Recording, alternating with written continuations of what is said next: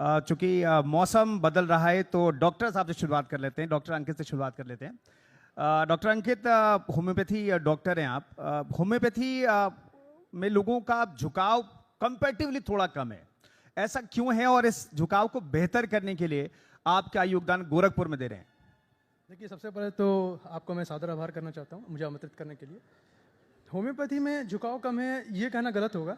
असल में quality of treatment बहुत मैटर करता है, रिजल्ट ओरिएंटेशन मैटर करता है। आपको जहाँ क्वालिटी ऑफ ट्रीटमेंट मिलेगा, जहाँ रिजल्ट ओरिएंटेशन मिलेगा, उस और आपका झुकाव स्वतः होता चला जाएगा। ठीक है, तो ये चीज़ ज़्यादा फोकस करने वाली बात है कि हमारे पास क्वालिटी ऑफ होम्योपैथ डॉक्टर कितने हैं और उनका रिजल्ट ओरिएंटेशन फोकस कितना है, इस पर बात करें ज़्यादा बेटर रहेगा। ठीक है, और ये चीज़ें अब बढ़ रही हैं पहले की अपेक्षा। आप देखिए, जो रिसर्च ओरिएंटेशन है हमारा वो बढ़ रहा है, और जब हमारी रिसर्च की क्वालिटी इंप्रूव करेगी तो रिजल्ट ओरिएंटेशन अपने आप बढ़ेगा किसी भी सिस्टम के अंदर, किसी भी फील्ड के अंदर। और जब रिजल्ट आएंगे तो लोगों का झुकाव अपने आप। डॉक्टर श्रीवास्तव, मैं जानना चाहता हूँ, आजकल ओबेसिटी की बात होती है, कैंसर की बात होती है, और आपने कहा कि एक क्वालिटी इलाज की ज़रूरत है, क्वालिटी ऑफ डॉक्टर्स की ज़रूरत है जो डिलीवर कर सकें। तो बहुत सारी ऐसी बीमारियां हैं, उनका क्या इलाज होम्योपैथी में है, संभव है? देखिए, होम्योपैथी एक कंप्लीट सिस्टम ऑफ मेडिसिन है। ज़रूरत है इसके प्रॉपर अंडरस्टैंडिंग की, इसकी समझ की। ठीक है, जो अब धीमे धीमे लोगों के अंदर आ रहा है, इसके ऊपर काफ़ी रिसर्च भी हो रहे हैं जो हम लोग अपने क्लिनिकल प्रैक्टिस में अब इनोवेट कर रहे हैं चीज़ों को। और रही बात ट्रीटमेंट की, तो जितना अच्छा क्वालिटी ऑफ ट्रीटमेंट रहेगा, कैंसर कोई असाध्य बीमारी नहीं है। ठीक है, होम्योपैथी का नज़रिया थोड़ा दूसरा होता है। हम लोग बीमारी के नाम पे नहीं जाते हैं, हम लोग बेसिकली इंडिविजुअलाइजेशन कॉन्सेप्ट पे फोकस करते हैं। इंडिविजुअलाइजेशन कॉन्सेप्ट का मतलब होता है कि एक व्यक्ति दूसरे व्यक्ति से कितना भिन्न है, एक बीमारी दूसरे बीमारी से कितनी अलग है, डिफरेंट है। ठीक है, कैंसर जो आपने शब्द बोला है एक बहुत बड़ा ब्रॉड टर्म है। ठीक है, आज की डेट में कैंसर के लगभग 10 से 12 lakh patient per day India में पाए जा रहे हैं। स्पेशली इसकी जो लगभग 12 से 14% की ये ग्रोथ कर रही है ऑल ओवर इंडिया। आप देखिएगा तो पूरे वर्ल्ड में सबसे ज़्यादा सर्वाइकल कैंसर इसको कहा जाता है, गर्भाशय का कैंसर, उसकी डेथ रेट इंडिया में सबसे ज़्यादा है। ठीक है, उसका कारण है, बहुत सारे कारण हैं। हमारे ग्रामीण इलाकों में जागरूकता की कमी होना, ठीक है, और लोगों में अवेयरनेस कम होना, लोगों का इनिशियल स्टेज में पता नहीं चल पाना। होम्योपैथी सिस्टम ऑफ मेडिसिन क्या करती है, डिफ्रेंशिएट करती है। आप बोलेंगे कैंसर है, सर्वाइकल कैंसर का बोलेंगे कैंसर है, लेकिन अगर 10 पेशेंट को आप उठाएंगे तो उनके कारण डिफरेंट है। किसी को कुछ सिम्टम आ रहा है, पेट में दर्द हो रहा है, एब्डोमेन पेन जिसको हम लोग बोलते हैं, किसी को किसी खास तरह का सिक्रेशन हो रहा है, किसी की हेल्थ डाउन हो रही है। ठीक है, किसी के सीबीसी काउंट डाउन कर रहा है, मतलब हीमोग्लोबिन उसका कम हो रहा है, एनीमिया में जा रहा है पेशेंट, तो दूसरा पेशेंट की लिम्फोसाइट बढ़ रही है, इन्फेक्शंस में जा रहा है। यानी आपने एक ब्रॉड टर्म कैंसर तो सेलेक्ट कर लिया एलोपैथिक सिस्टम ऑफ मेडिसिन के अकॉर्डिंग, लेकिन होम्योपैथिक सिस्टम ऑफ मेडिसिन में आप उसको इंडिविजुअलाइज करेंगे कि इस पेशेंट को ये चीज़ क्यों हो रही है। उसके डिफरेंट स्टेज पे इंडिविजुअलाइजेशन होते हैं। फिजियोलॉजिकल इंडिविजुअलाइजेशन कहा जाता है, पैथोलॉजिकल इंडिविजुअलाइजेशन कहा जाता है, डिजीज इंडिविजुअलाइजेशन कहा जाता है, और सबसे लास्ट में होता है मेडिसिन इंडिविजुअलाइजेशन। यानी एक ही व्यक्ति की बीमारी की अलग अलग स्टेज पर डिफरेंट दवाइयाँ होती हैं इसमें। ठीक है, जैसे कैंसर है, 100 पेशेंट अगर आप लेके आएंगे तो 100 में 100 मेडिसिन अलग अलग होगी, उनकी स्टेजेस और उनके इंडिविजुअलाइजेशन के बेसिस के आधार पे। ठीक है, ये एक सेलुलर कॉन्सेप्ट है, कोशिकाओं से रिलेटेड मैटर है। कैंसर का मतलब ही होता है कि ये कोशिकाएं जो अनियमित और अप्राकृतिक तरीके से ग्रो कर रही हैं। हमारी शरीर में जो कोशिकाएं होती हैं वो यूजुअली ग्रो करती हैं, तभी हमारा बॉडी वर्क करता है। डेली कम से कम सैकड़ों कोशिकाएं, लाखों कोशिकाएं खत्म होती हैं और नई कोशिकाएं उसकी जगह पे रीजनरेट करती हैं। लेकिन कैंसर में क्या होता है, सेल अपने डिफ्रेंसिएशन को लॉस कर देती है। सेल जैसे आपकी हार्ट की कोशिका है, आपके लंग्स की कोशिका है, सेल्स जिसको कहते हैं। लंग्स की सेल्स का क्या काम होती है कि वो लंग्स के यूजुअल फंक्शंस को प्रमोट करता है। ठीक है, आप जो रेस्पिरेशन कर रहे हैं उसको प्रमोट करता है। लेकिन वही लंग्स में ऐसी कोशिकाएं जो डेवलप कर रही हैं, जिसको मेडिकल टर्मिनोलॉजी में करते हैं एनाप्लाजिया, ठीक है, एनाप्लास्टिक स्टेज में पहुंच जाए और वो कोशिकाएं अपने यूजुअल वर्क को भूल जाए कि उन्हें रेस्पिरेशन में हेल्प करनी है, उस चीज़ को वो लॉस कर चुकी हैं और अनियमित तरीके से ग्रो कर रही हैं। तो ये एक वेस्टेज ऑफ सेल्स हैं, वेस्टेज ऑफ सेल्स हैं जो ग्रो करती जा रही हैं और बॉडी से सारी न्यूट्रिशन को लेते जा रही हैं। तो ये क्या करेगा, बॉडी के डिफरेंट पार्ट्स में फैलने लग जाएगा, मेटास्टेसिस जिसको हम लोग कहते हैं। ठीक है, इस मेटास्टेटिस स्टेज को हम लोग कैंसर के स्टेजेस में भागते हैं, स्टेज 1, स्टेज 2, स्टेज 3, स्टेज 4। ठीक है, और सेल के हम लोग डिफरेंट स्टेज को भागते हैं, मेटाप्लाजिया, डिस्प्लाजिया, एनाप्लाजिया, नियोप्लाजिया। इस चीज़ को आप ब्रॉड कैटेगरी में, एक बड़े कैटेगरी में आप इसको सम्मिलित रूप से बोल देते हैं कैंसर। जी बिल्कुल। क्या ये किसी डिफरेंट स्टेजेस के लिए काम करती है? क्योंकि एक अगर हम जब वैसे भी बाकी बीमारियों के लिए भी अगर बात करें तो होम्योपैथिक पे लोग अगर विश्वास तो करते हैं, लेकिन उसमें थोड़ा समय लगता है।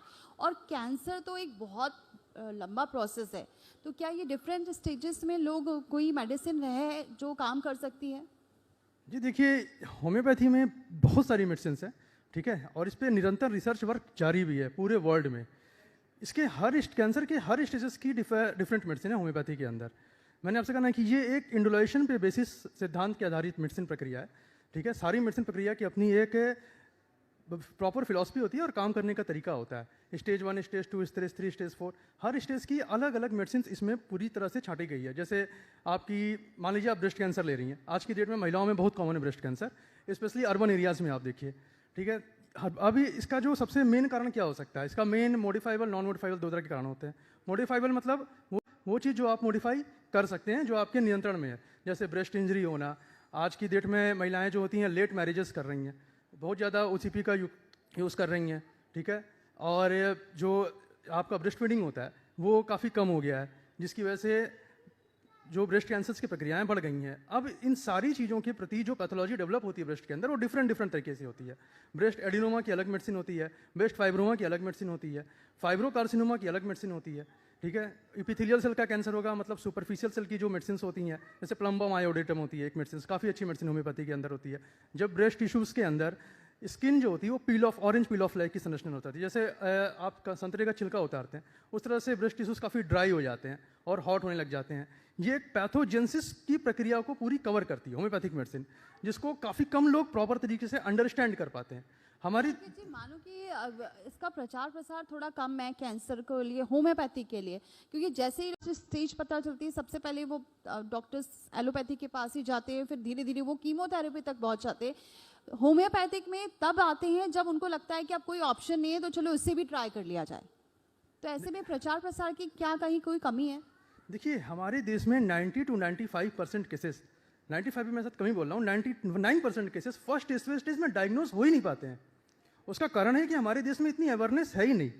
जो प्रॉपर स्क्रीनिंग होती है कैंसर की, सर्वाइकल कैंसर की पैप स्मीयर, ब्रेस्ट कैंसर की आपकी होती है मैमोग्राफी, अल्ट्रासोनोग्राफी, आप खुद देख लीजिए, अवेयरनेस देख लीजिए कितने लोग कराते हैं, ठीक है। ज़्यादातर महिलाएं अपनी बात शेयर करने से डरती हैं अपने घर में, या अगर शेयर करती भी हैं तो उनकी बात को उतनी गंभीरता से लिया नहीं जाता, बहुत लाइटली लिया जाता है। यही रीज़न है कि 90 to 99% केसेस, चाहे किसी भी सिस्टम ऑफ मेडिसिन में देखिए, एलोपैथी, होम्योपैथी, आयुर्वेदिक, मैं सिस्टम ऑफ मेडिसिन को कैटेगराइज नहीं कर रहा हूँ, मैं सबको एक साथ लेके बोल रहा हूँ, ठीक है। सिस्टम ऑफ मेडिसिन का मतलब है आप ट्रीटमेंट कैसे कर रहे हैं, ये एक बात की बात है। डायग्नोसिस सबके लिए एक समान होती है, भी आप सिस्टम ऑफ मेडिसिन चुनिएगा, डायग्नोसिस आपको एक समान ही रखनी पड़ेगी, और वो डिपेंड करता है डॉक्टर की अपने नॉलेज के ऊपर। इट नॉट डिपेंड ऑन कि आप होम्योपैथ डॉक्टर हैं, आयुर्वेद डॉक्टर, एलोपैथ डॉक्टर, ये डिपेंड करता है कि आपकी नॉलेज, आपकी क्षमता कितनी है उस चीज़ को डायग्नोस करने के लिए।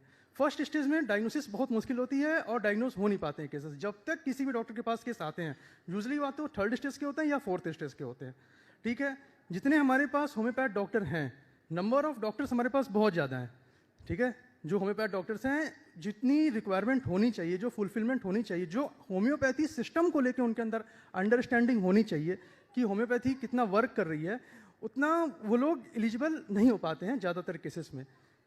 इसके प्रॉपर कोर्सेस हैं, BHMS, MD, लगभग ये 10 से 15 ईयर का कोर्स होता है पूरा। आप जब स्टडी करते हैं होम्योपैथी को, 10 से 15 ईयर का कोर्स लगता है, और उसके बाद भी 7-8 साल आपको रिसर्च फील्ड में बिताने पड़ते हैं, अपने डिफरेंट कंट्रीज में जाके, डिफरेंट सेक्टर्स में जाकर के, कि होम्योपैथी एक्चुअल में वर्क करती कैसे है, इसकी प्रॉपर अंडरस्टैंडिंग होती कैसे है, इसकी लॉ कैसे करता है। इस चीज़ को कैटेगराइज करने वाले बहुत कम है।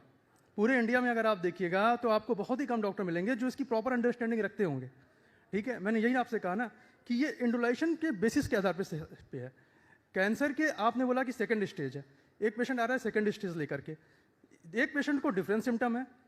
मान लीजिए आप किसी भी कैंसर की बात कीजिए, लंग कैंसर की बात कीजिए, एक पेशेंट बोला है मुझे पेन होता है चेस्ट के अंदर, कफ में प्रॉब्लम होती है, मुझे ब्रीथिंग में दिक्कत आती है। दूसरा पेशेंट बोला नहीं मुझे तो कोई दिक्कत ही नहीं है, मैं तो बिल्कुल एसिम्प्टोमेटिक हूँ। उसको आप बोल रहे हैं कि आपको कैंसर है, लंग कैंसर, वो बोलेगा कि नहीं, विश्वास नहीं करेगा कि मुझे लंग कैंसर है। आपके लिए बीमारी सेम है, लंग कैंसर 2nd स्टेज, लेकिन cause of disease and symptom of disease are different.